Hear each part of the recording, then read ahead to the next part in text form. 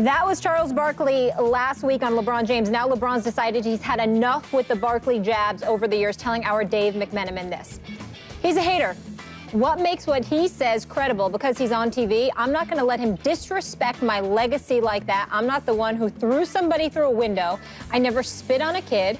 I never had unpaid debt in Las Vegas. I never said, quote, I'm not a role model. I never showed up to All-Star Weekend on Sunday because I was in Vegas all weekend partying.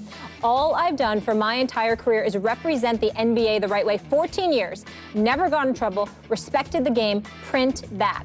I collect one paycheck from this. There's the owner, grifts. The GM, I'm the player. Screw Charles Barkley. We welcome Will Kane back to the desk. So obviously LeBron not holding back there. What's your reaction? I just think it's weak. I think LeBron's reaction is weak. You know, it's interesting. No matter how much you compliment LeBron, no matter how much you recognize the obvious state of facts in the world that LeBron James is the greatest basketball player on the face of the planet, he somehow finds a way to be beneath that statement. You know, anytime I've ever criticized LeBron, it's only from the high perch that I place him on.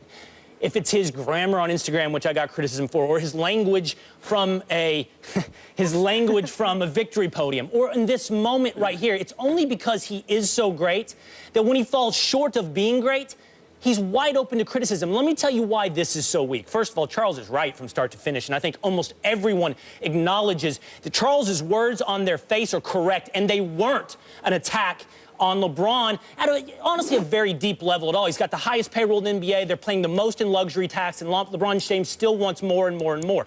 Charles is basically just being honest. And what is LeBron's response?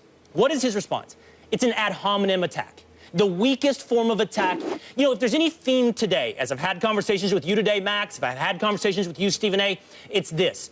Have the guts, have the wherewithal, have the spine to stand up and have a position independent of who you are. Don't go after Charles Barkley based upon totally unrelated incidences. It's called ad hominem. And the thing about an ad hominem attack, attacking a person like Charles that's totally off base from the argument at hand, it shows you don't have a leg to stand on.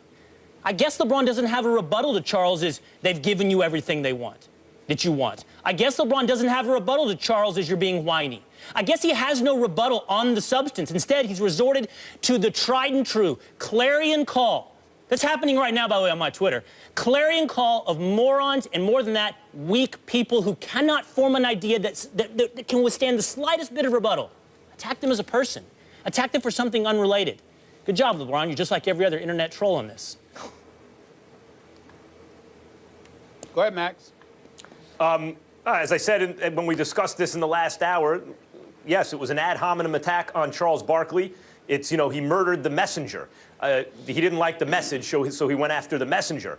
But I do think there's an added element here, guys, where there's something about the theater of sports, especially when you're the greatest in the world, that we believe, one of the reasons we're interested in it, I believe, is that we think it reveals character in the moment of truth.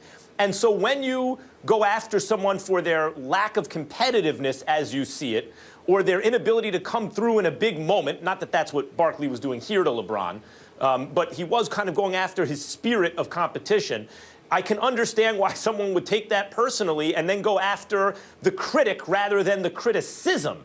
But of course it is weak to go after the critic rather than the criticism, and it's a less than optimal response for LeBron. That said, I also think the big story here, the takeaway here is LeBron claps back, and his kind of assertion of dominance, whether or not it's ethically upright or morally upright, his kind of assertion of his own dominance, we saw it in the finals last year, the way he blocked Steph Curry's shot and screamed on him, and he's becoming something of a psychological bully, which actually on the basketball court, I think, helps him. I think it makes him a better player. But it is an ad hominem attack, clearly. Let me chime in here. Will, let me explain something to you. You're right with what you're saying. LeBron is a bit too sensitive. I do believe, however, in this particular instance, when you parse the words that Barkley used, saying, quote unquote, he was pissed off because LeBron James doesn't want to compete. That was a bit excessive for a guy that's been to 6 consecutive NBA Finals and has won 3 NBA championships, especially coming from an individual in Charles Barkley, who is a friend who I love dearly, but pushed his way out of Philadelphia. He didn't want to be there any longer. Ended up in Phoenix, and then went to Houston, even though he was older by then and he was on the downside of his career. He tried to move himself into different situations that were more beneficial for him. So it does come across as a bit hypocritical for him to say that. And the words that he used definitely invited a response from LeBron. I believe that LeBron went too far, Will, in what he said about Barkley, because it wasn't about basketball. It was about Barkley the man, and he attacked him in a way that was excessive and was beyond the pale. And as far as I'm concerned, if Barkley wanted to retaliate, it's perfectly within his right to do so. But to really piggyback off of what you said and to touch on what both of your points are, let's keep in mind that LeBron James has been ultra sensitive. Now, he takes more criticism than most, in fairness to him. But he was a bit sensitive when he played like garbage in the fourth quarter of 4 consecutive NBA Finals games against the Dallas Mavericks. He took heat from that. He still has never gotten over that, still holds that to people, against people to this very day. Also, I would like to say that LeBron assists in inviting some of the criticism because he always takes the high road. It's very rare, if ever, that he responds. And so he gives the impression, if you're Barkley, that you can come at him. So it was really nice, even though we disagree with how far he went, it was really nice to see LeBron step up, man up, and take a public stance, as opposed to coming across, dare I say, as a bit too phony at times and a bit too PC, because he's so interested in his brand that he doesn't want to take on critics who criticize him when he is more than qualified and more than competent enough to respond to those criticisms. And it was nice to see him step up and do it. And we love Barkley. I mean, Barkley's amazing because he gives you the straight dope. As I mentioned in the previous hour, whether or not you think he's a dope for some of the things he said, he gives you the straight dope. You know he's not going to hold back. He's not going to bite his tongue. He's not going to succumb to kind of social and political pressure about what he should say. And LeBron's not going to like it all the time. He did choke away 4 consecutive fourth quarters. He was a choker then. It was an historic choke. He also came up huge in these last finals and turned around his legacy in that respect. Those things are all true. Barkley should react, on the evidence, whatever comes up. Barkley should tell the truth. That's the choice. One real quick thing, Will. Go ahead, Will. One real quick thing.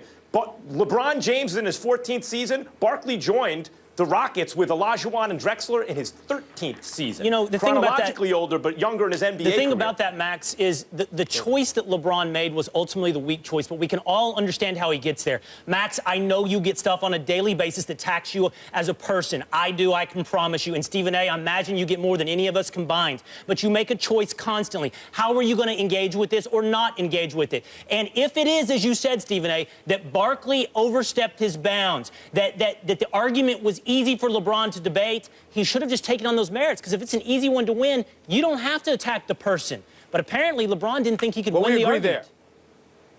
No, we agree there. And by the way, Will, you can make the right choice. LeBron clearly went too far, no doubt.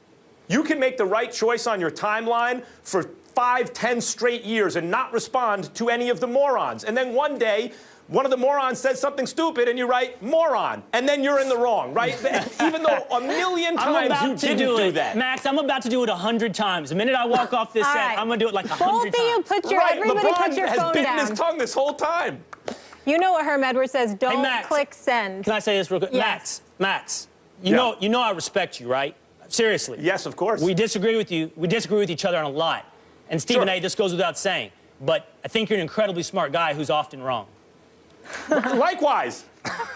See, it's business. It's not personal. But LeBron made it personal, and we You're entitled to your opinion. We wait for the clapback. But this just in, guys. League sources told ESPN that the Cavaliers are hosting a free agent workout session Wednesday. Veteran point guards Mario Chalmers, Kirk Heinrich, along with shooting guard Lance Stevenson, are scheduled to work out for the Cleveland Cavaliers in hopes of inking a deal. Coming up next, you just saw him, Rex Ryan was relieved from his head coaching duties earlier this season, and now he's saying some wild stuff about the Bills and if he'd be willing to take a